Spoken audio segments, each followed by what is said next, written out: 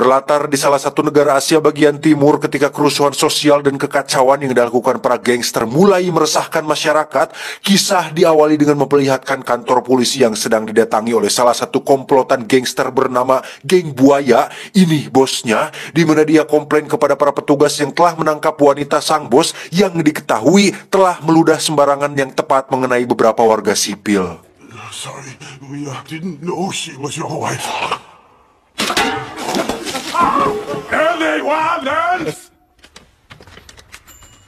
Setelah menghajar dan meludahi salah satu petugas yang menangkapnya, si bos geng buaya dan komplotannya pun keluar dari kantor polisi, di mana beliau langsung dikejutkan dengan menghilangnya mobil mereka dan kondisi jalanan yang sudah sepi tanpa ada siapapun. Saat itulah muncul beberapa orang yang merupakan komplotan dari geng paling besar dan ditakuti saat itu, di mana ciri khas dari geng tersebut adalah memakai setelan rapi seperti jas, dasi, topi tinggi, dan sering muncul dengan jumlah yang sangat banyak.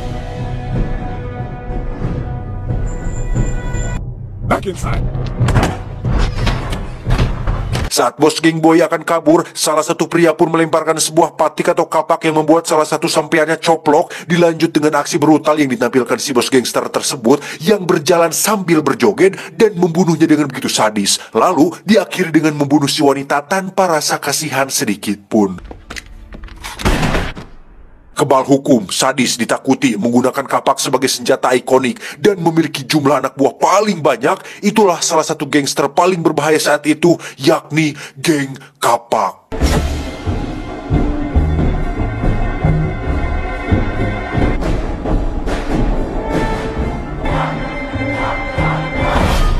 Dan inilah Kung Fu Hustle.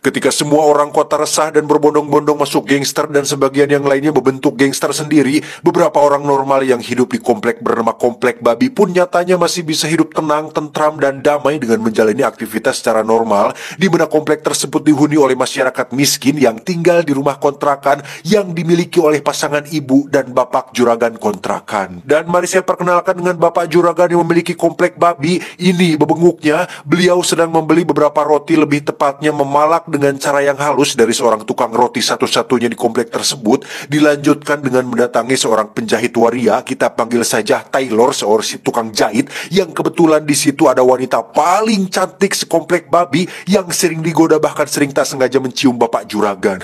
Tak sengaja. Look, a shooting star. Untuk urusan air dan mandi, para warga pun harus mengantri gilirannya, di mana salah satu pemuda, kita sebut saja si tampan, yang berprofesi sebagai seorang tukang cukur pun mengeluhkan tentang air yang habis, di mana sang ibu juragan yang terkenal galak pun akhirnya turun ke bawah dan mengeluh balik tentang mereka semua yang sering telat bayar sewa kontrakan. I've had it with all your whining and complaining. Selesai marah-marah, si ibu juragan pun harus dibuat murka tatkala melihat bekas lipstik di pipi bapak juragan, di mana beliau dibawa ke kamar, dihajar, dan dilempar dari kamarnya yang berada di lantai 3. Dan akhirnya kita akan melihat sang tokoh utama kita yang bernama Sing. Ini pamatuknya yang ternyata tidak lebih dari seorang gelandangan yang bercita-cita ingin menjadi anggota geng kapak, di mana dia dan adik-adikannya yang bernama Bom Bom pun berpura-pura datang ke tempat cukur si tampan, memintanya merapikan rambut, mengintimidasinya dengan tato kapak yang terdapat pada tetek berlemaknya, yang pada intinya mereka berdua berniat untuk memeras si tampan. Karena si Bom Bom tertidur saat beraksi, Sing pun harus mengatasi masalah sendirian ketika beberapa warga mulai mengerubutinya perihal pemerasan terhadap si tampan, di mana Sing menantang satu persatu dari mereka, yang ternyata warga Komplek Babi bukanlah warga biasa yang sembarangan. Come here.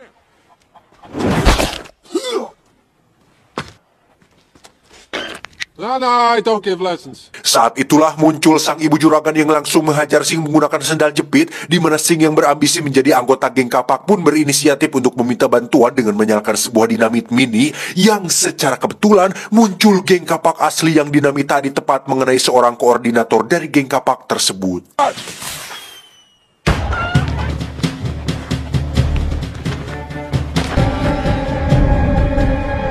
Karena kesal kepalanya terkena dinamit, si koordinator pun melayangkan kapaknya ke si tampan yang justru membuatnya langsung terlempar dan nyangsang di tong sampah. Di menaging kapak akhirnya melepaskan petasan untuk meminta bala bantuan kepada para anggota yang lain.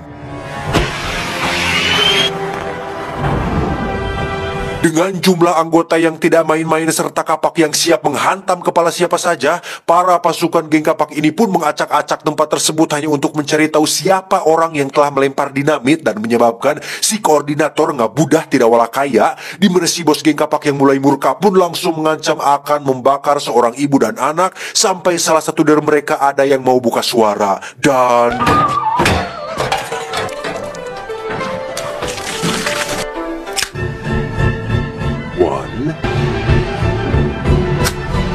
It was me. ya, seorang kuli panggul pun akhirnya turun tangan, di mana teman-teman semua yang ada di rumah akan sangat dibuat terkejut tatkala mengetahui kemampuan yang dimiliki oleh si mas-mas kuli ini, di mana dia ternyata adalah seorang pendekar pemilik kaki besi yang tentu saja mampu menendang semua anggota geng kapak sampai benar-benar tak berdaya.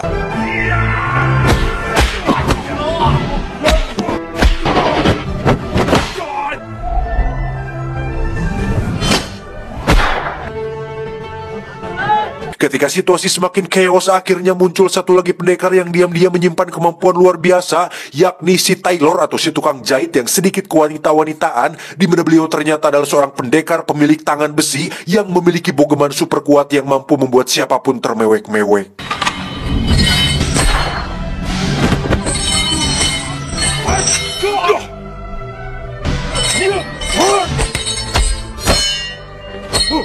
Dan terakhir, muncullah si tukang roti yang memiliki julukan sebagai pendekar tongkat 6 penjuru, di mana mereka bertiga sebenarnya adalah para legenda yang sangat unggul pada masanya, yang memutuskan untuk menjadi orang biasa dan tinggal di komplek babi ini.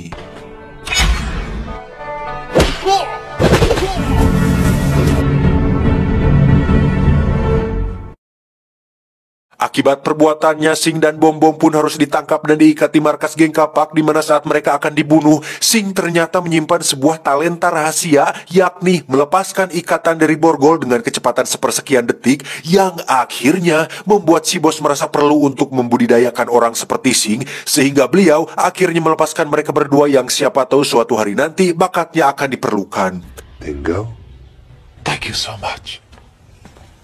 Sebagai seorang gelandangan yang hanya memiliki satu tujuan hidup, yakni menjadi orang jahat dan atau menjadi anggota geng kapak supaya bisa disegani dan ditekuti semua orang, nyatanya justru membuat hidup mereka berdua semakin susah, yang bukannya semakin ditakuti, mereka justru sering mendapat ejekan bahkan dari seorang pria kantoran berkacamata yang meledek mereka berdua. Hey, go to hell with refuse. I dare you to say that again. Saat Bom Bom bertanya, memangnya kakak Sing bisa kungfu? Dengan sombongnya Sing menjawab sambil cerita masa lalu bahwa dulu saat dirinya masih kecil ada seorang pengemis penjual buku bela diri berjudul Jurus Tapak Sakti Buddha mengatakan jika Sing memiliki struktur tulang yang sempurna dan memiliki aliran chi yang cocok untuk menjadi seorang ahli kungfu paling hebat yang pernah ada. Entah cuma teknik marketing supaya buku usangnya cepat laku atau memang mengatakan hal yang sebenarnya, tetapi Sing kecil yang polos pun belain memberikan semua uang tabungannya waktu itu, di mana dia mempelajari setiap jurus yang ada pada buku tersebut dan mempraktekannya kepada beberapa anak badung yang sedang mengganggu seorang gadis bisu. Dan apa hasilnya? Tentu saja, Jong, Sing kecil justru dikeroyok rame-rame dan dikencingi oleh anak-anak badung tersebut.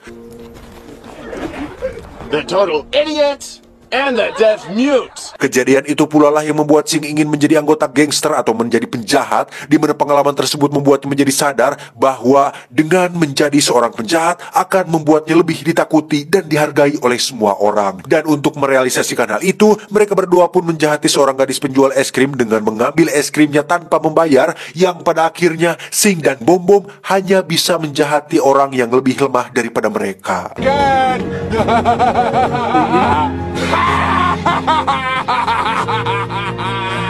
Kembali ke komplek babi, di mana si ibu juragan justru marah kepada si kuli, si tukang roti, dan si penjahit oleh karena tindakan sok pahlawan mereka justru akan memancing lebih banyak teror dari para gangster, yang tindakan heroik mereka bertiga akhirnya dihargai oleh si ibu dan si anak yang pada kejadian tadi sempat akan dibakar. Thank you for saving us. Ketidakpekaan si ibu juragan pun mendapat kecaman dari seluruh penghuni komplek, di mana saat mereka mulai memojokkannya, si ibu juragan akhirnya teriak agar mereka semua diam. Yang teriakan atau volume suara yang dihasilkannya pun membuat sebuah getaran hebat yang membuat seisi komplek katorekan. Bahkan sebuah gelas pun hampir pecah oleh karena teriakan keras yang dikeluarkan beliau. Tanpa beliau sadari, Sing dan Bom Bom ternyata diam-diam berencana untuk membalas dendam atas kejadian kemarin, di mana aksi mereka justru berakhir mengenaskan. Bahkan untuk melempar satu bilah pisau pun tak kunjung berhasil, yang justru membuat mereka berdua ketahuan saat hanya gagang pisaunya saja yang sampai tepat di muka si ibu juragan. Ketika Bom Bom akan melemparkan kotak berisi ular kobra, justru Singlah yang harus ketiban sial ketika dirinya dicium urai kobra tepat di bibirnya, di mana si ibu juragan yang sudah ganggareten pun mengejar si Sing. Yang dari sini mereka berdua terlibat kejar-kejaran dengan efek suara mobil Formula One yang seolah dikendarai oleh Michael Schumacher.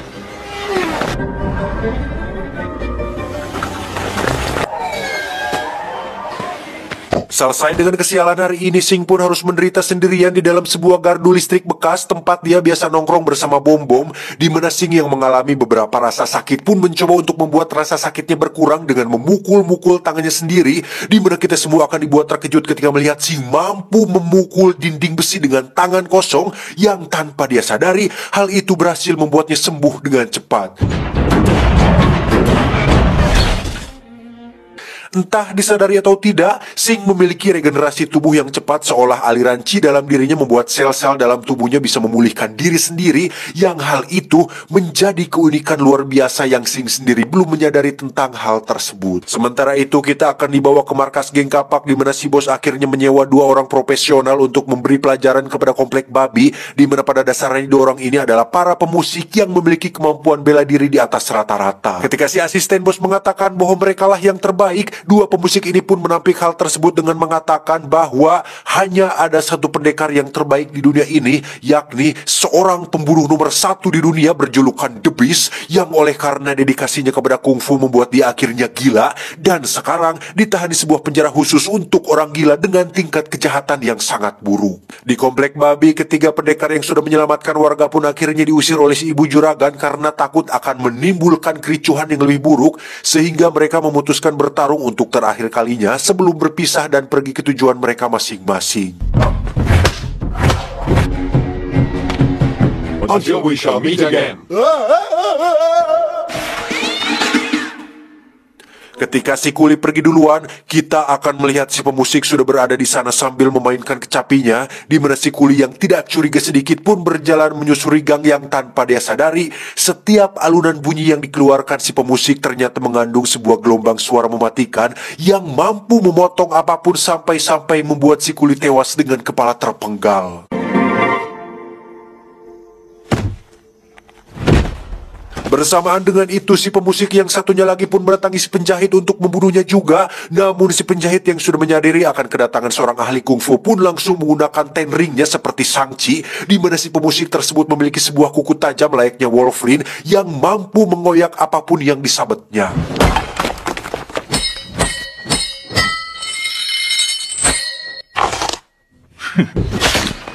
Dan saatnya eksekusi, kita akan melihat alunan kecapi yang dimainkan si pemusik ternyata memiliki gelombang suara yang sangat tajam yang divisualisasikan seperti sebuah pedang hingga membuat gelang besi milik si penjahit hancur seketika.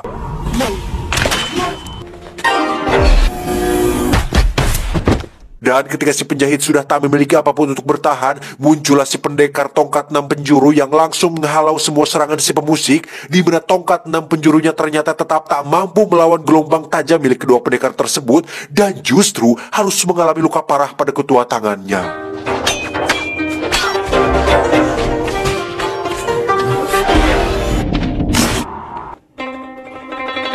Dan di detik-detik eksekusi mereka berdua, si ibu juragan pun teriak untuk kedua kalinya, di mana teriakan beliau kali ini sangat-sangatlah kuat melebihi gelombang suara yang dihasilkan kedua pemusik ini, sehingga mereka menganggap ada pendekar lain di komplek babi ini. Dan saat akan dihampiri, tiba-tiba I sense another master. Ya, tanpa terlihat sedikit pun si Bapak Juragan sudah berada tepat di tengah-tengah mereka berdua. Di mana saat kedua pemusik ini melakukan serangan, justru mereka berdua sendirilah yang terluka.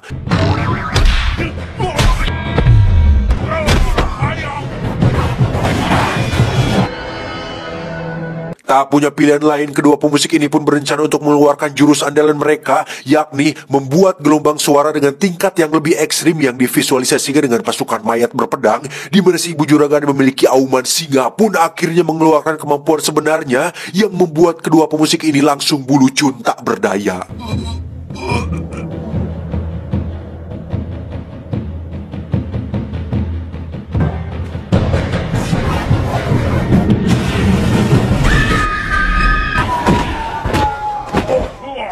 Untuk si bos yang sengaja datang ke sana untuk menonton, dia pun harus kena mental tatkala si ibu dan si bapak juragan tiba-tiba sudah berada di dalam mobilnya, mengintimidasinya dan mengancam akan meremukan tulangnya jika geng kapak berani datang ke sini lagi.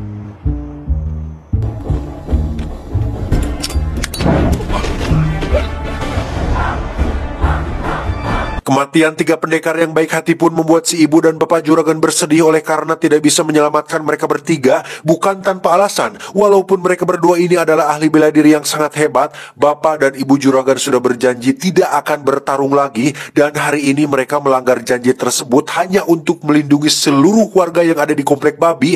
Dan karena sekarang situasinya sudah benar-benar tidak aman lagi, mereka semua diminta untuk pergi dari kontrakan ini untuk menghindari kejadian buruk di masa mendatang. And we will avenge them. Kembali ke Sing dan Bom Bom yang tengah dibully oleh pria kantoran berkacamata, di mana saat ambisinya untuk menjadi orang jahat tidak tersalurkan, maka Sing lagi-lagi akan menindas orang yang lebih lemah, yakni si gadis bisu penjual air yang ternyata dia adalah si gadis kecil yang sempat diselamatkan oleh Sing di masa lalu.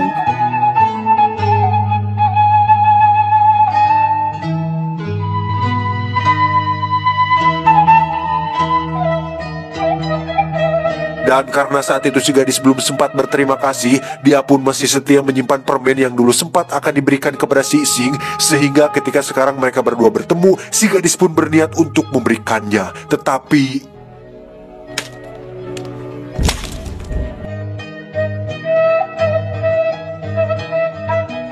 Sing yang semakin kesal karena teringat masa lalu yang menyakitkan pun mengusir Bom Bom untuk pergi dari hadapannya, di mana saat Sing sedang sendirian, tiba-tiba ada orang yang muncul dan membawanya ke sebuah klub malam. Ternyata ini adalah klubnya geng kapak, di mana si asisten memberikannya uang dan menjadikannya anggota geng kapak. Lantas dibawalah Sing ke hadapan si bos yang mengatakan bahwa kini saatnya Sing harus membuktikan apakah dirinya layak atau tidak menjadi bagian dari mereka. Dan alangkah terkejutnya Sing ketika dia diminta untuk masuk sebuah rumah sakit yang dihuni oleh para penjahat gila tingkat ekstrim, di mana dia harus masuk ke dalam dan membebaskan satu tahanan yang berada di ujung gedung rumah sakit ini. Dan baru saja menampakkan satu kakinya di dalam, Sing langsung dikejutkan dengan kemunculan badai awan hitam yang menandakan jika tempat ini menyimpan orang yang teramat sangat jahat. Tapi meski begitu, Sing tetap masuk ke dalam dan mencoba untuk membuktikan bahwa dirinya layak menjadi anggota geng Kapaks. Dan ketika berada di lorong sel yang dituju, Sing pun mengalami halusinasi ketika darah membanjiri lorong tersebut, layaknya scene pada adegan film Shining karya Stanley Kubrick, yang memang Stephen Chow sepertinya ingin meniru scene tersebut. Terdapat begitu banyak bangkong alias kodok yang memenuhi depan sel tersebut, entah apa penyebabnya, tapi Sing yang sedang panik bercampur takut pun mulai membuka kuncinya dan...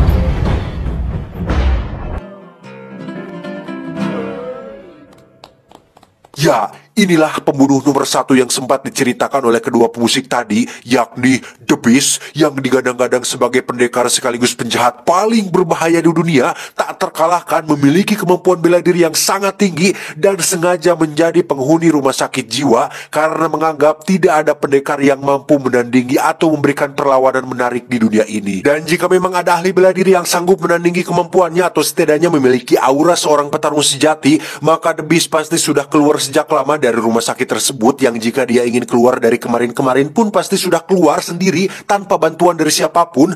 Dan dengan penampilan layaknya pria paruh baya pengangguran dengan sendal jepit merek Swallow pun membuat geng kapak ragu jika dialah The Beast sang pembunuh nomor 1, sehingga dengan sangat-sangat hormat The Beast diminta untuk menunjukkan sedikit kemampuannya. Bukan tidak percaya, tapi mereka butuh melihat seperti apa gayanya. Dan apa jawaban The Beast?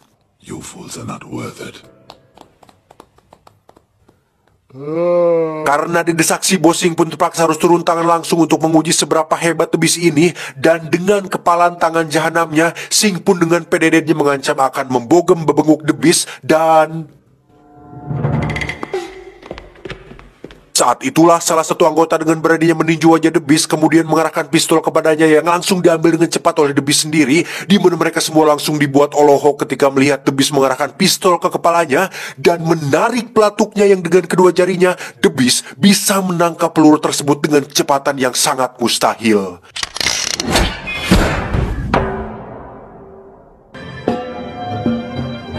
Dan ya, beliau benar-benar the real The Beast sehingga semua orang langsung memberikan hormat kepadanya. Namun dengan sendal jepit pada cokor beloknya, tiba-tiba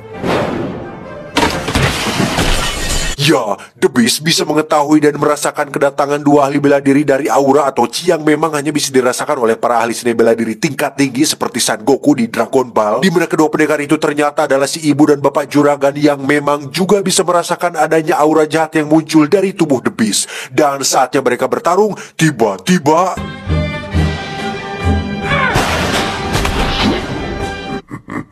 That was much better, but you are still lacking precision. ya, pertarungan bertabur spesial efek pun akhirnya dimulai, di mana The Beast memiliki titel pembunuh nomor 1 ternyata bukan hanya isapan jempol belaka, di mana setiap pukulan dan tendangan yang diberikan oleh kedua juragan ini sama sekali tidak dirasakan oleh beliau. Dan justru mereka berdualah yang harus kewalahan meladeni gerakan super cepat yang dilayangkan oleh The Beast ini. Dari sini situasi pun berubah dari yang tadinya komedi menjadi sangat-sangat beradrenalin dan menegangkan, di mana kedua juragan yang di awal kita anggap pendekar paling hebat pun ternyata tidak seberapa jika dibandingkan dengan The Beast, di mana setiap serangan yang diberikan The Beast ini sangat-sangat membuat kedua juragan kewalahan. Memang tidak ada yang spesial dengan jurusnya, tapi kecepatannya itu tak bisa diimbangi oleh kedua juragan yang berkali-kali nyaris cedera dengan setiap serangan yang diberikannya. Dan seperti yang telah dikatakan The Beast sebelumnya bahwa dalam seni bela diri kecepatan adalah segalanya, ternyata hal itu benar-benar diterapkan oleh beliau. Bahkan auman singa yang dikeluarkan oleh si ibu juragan pun tak mampu menumbangkan The Beast dan masih tetap berdiri tegak tanpa merasakan ketar-ketir sedikit pun. Ketika semua jurus biasa tak mempan terhadap The Beast, si ibu juragan pun tidak punya pilihan lain selain menggunakan jurus pamungkas terakhirnya, yakni teriakan singa melalui bel raksasa yang dibawanya, di mana bel tersebut akan menambah damage teriakan singanya karena bisa lebih memfokuskan gelombang suara yang muncul, sehingga tingkat kerusakannya akan jauh lebih hebat dari sebelumnya.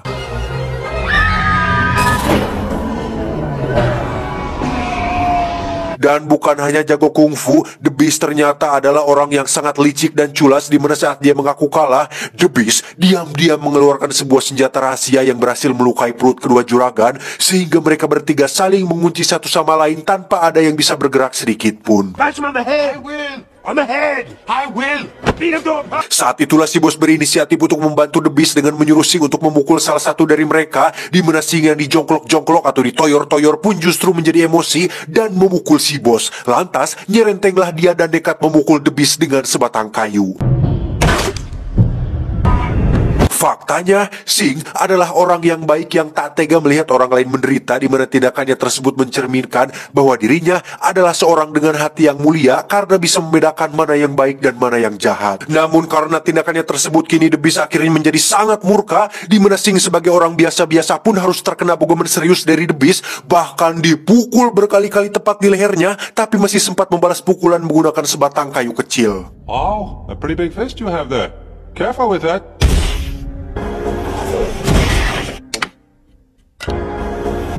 Dan tiba-tiba The Beast pun dikejutkan dengan menghilangnya kedua juragan beserta tubuh si Sing, di mana si bos geng kapak yang terus nyerocos pun akhirnya dibunuh oleh The Beast yang sekarang resmi menjadi pemimpin geng kapak yang baru.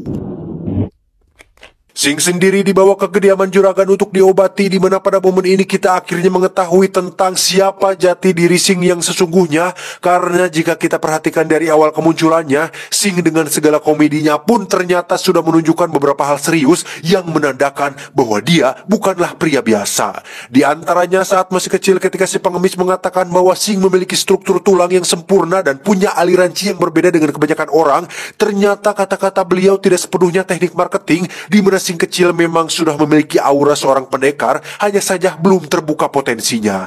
Kemudian saat dikejar si ibu juragan pun sekilas itu hanya komedi yang diselipkan, nyatanya hal itu sebagai sebuah simbol bahwa Sing memiliki kecepatan luar biasa yang dia sendiri tidak menyadari hal itu dan hanya muncul ketika dirinya berada dalam situasi terdesak. Dan terakhir adalah saat dirinya kesakitan dan memukul dinding besi gardu listrik. Hal itu faktanya sangat mustahil dilakukan oleh orang biasa, yang dimana dia juga bisa sembuh dengan cepat akibat aliran chi yang membuat sel-sel dalam tubuhnya bisa beregenerasi lebih cepat dari orang normal. Dan berkat pukulan kuat yang dilayangkan oleh The Beast berkali-kali, secara tak sengaja membuat potensi dalam diri Sing akhirnya terbuka. Ya, semacam membuka potensi otak menjadi 100%, mungkin kalau di film Lucy mah. Yang pada intinya, insiden tadi akhirnya membuat Sing mengalami suatu perubahan drastis yang membuatnya bisa menjangkau seluruh potensi dalam dirinya. Dengan kata lain, Sing adalah satu dari sejuta kemungkinan orang yang bisa menguasai berbagai jurus dengan cepat tanpa harus mempelajarinya bertahun-tahun.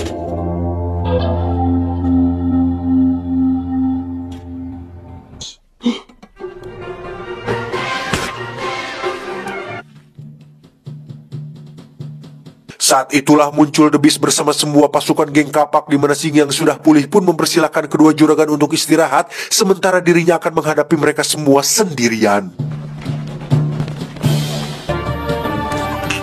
Dan di sini, kedua juragan pun akhirnya mengakui bahwa Sing adalah yang nomor satu, sang ahli bela diri terbaik yang pernah ada di dunia ini. Satu lawan ratusan anggota geng kapak bukanlah sesuatu hal yang besar bagi seorang Sing yang sekarang, karena seperti Laduni, kalian tahu Laduni? Laduni itu semacam ilmu yang didapat berdasarkan pengalaman kerohanian atau kebatinan, jadi tidak perlu belajar secara fisik karena sudah muncul begitu saja dalam kepala. Sing yang sama sekali tidak pernah mempelajari ilmu bela diri terkecuali dari buku tapak Buddha waktu masih kecil pun, tiba-tiba berubah menjadi sosok baru yang sangat pro, di mana instingnya sekarang menjadi sangat tajam setajam silet, memiliki kecepatan layaknya Silver Quick hingga mampu melihat semua orang dalam gerak lambat, menguasai jurus menggepengkan cokor tanpa pernah belajar, dan kekuatan tubuh yang super strength yang membuat pasukan geng kapak berterbangan dibuatnya.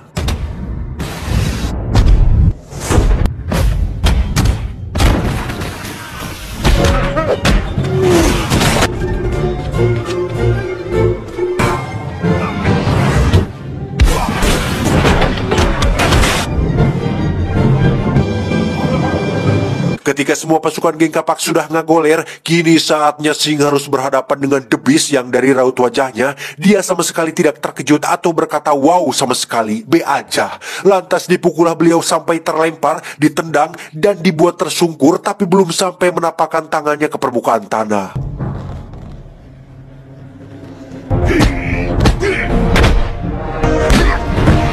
Dan apakah kalian ingat dengan begitu banyaknya bangkong alias kodok ketika The Beast masih di sel? Ya, hal itu ternyata bukan tanpa alasan, karena The Beast sudah bertahun-tahun mendalami sebuah jurus terlarang, yakni jurus kodok mati menahan nafsu, yang membuat tubuhnya bermutasi layaknya kodok sungguhan, di mana mutasi tersebut membuat jaringan ototnya menjadi sangat kuat sekuat otot bancet, dan memiliki kekuatan setara peluru dengan kecepatan yang sangat tinggi.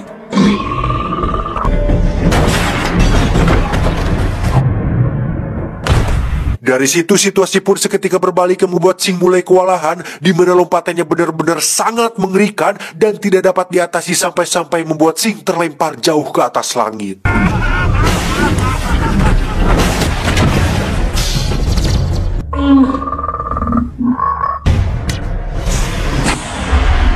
Pada momen ini Sing akhirnya mencapai titik tertinggi dalam hidupnya, yakni penemuan jurus yang sudah lama menghilang yang hanya ada di buku-buku legenda saja, seperti buku yang telah dipelajarinya waktu kecil. Dan dengan bantuan seekor burung elang, Sing akhirnya mendapatkan jurus tersebut secara alami yang divisualisasikan dengan munculnya sosok Buddha yang terbentuk dari awan, di mana jurus ini dinamai dengan jurus telapak sakti Buddha.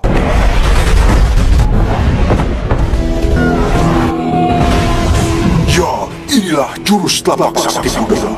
Dan untuk terakhir kalinya The Beast kembali berbuat licik dengan mengaku menyerah padahal akan mengeluarkan senjata rahasianya, di mana kali ini The Beast benar-benar mengalami apa yang dinamakan dengan istilah kena mental saat Sing kembali menggunakan telapak saktinya yang diarahkan tepat ke samping bebenguk atau wajah si The Beast, yang jika saja diarahkan tepat ke wajahnya, bisa-bisa kepala The Beast langsung hancur tak tersisa seperti gedung kontrakan yang hancur membentuk telapak tangan Sing. Saat The Beast bertanya, apa nama jurus itu? Sing pun menjawab, jika kau mau, aku bisa mengajarimu. Dan pada titik ini, akhirnya The Beast benar-benar mengakui kekalahannya sekaligus mengagumi kemampuan Sing, yang pada akhirnya The Beast bersujud sambil termehek-mehek dan memanggil Sing dengan sebutan Guru. Master.